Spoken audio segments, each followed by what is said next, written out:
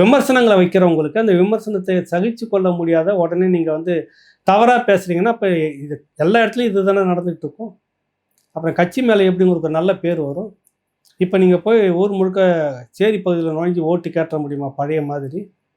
இல்லை, ஒரு பகுதி முழுக்க போய் விஜயை நோக்கி போயிடுச்சு, ஒரு பகுதியெல்லாம் அதிமுகவை நோக்கி நகர்கிறது. உங்ககிட்ட இருக்கப்ப சிக்கல் வருதுன்றதுக்காக நிறைய பிரச்சனை, நிறைய காலி ஆகிட்டு. முதல்ல அந்த இடத்த நீங்கள் தக்க வைங்க. இடம் காலி ஆகிட்டுக்கு பல நிகழ்ச்சியில் நான் பேசிகிட்டு இருக்கிறேன்.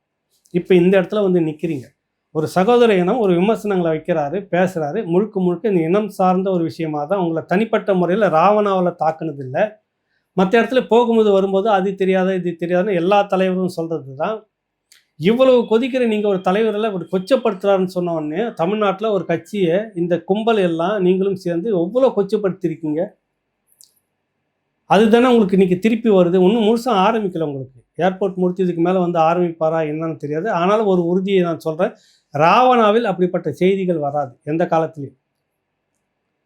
ஆனால் இப்போ நீங்கள் மற்ற கட்சி தலைவர் அப்படின்றப்ப சீமான் மேலே ஒரு பக்கம் வந்திருந்தப்ப எப்படி கொண்டாடிட்டு இருந்தீங்க?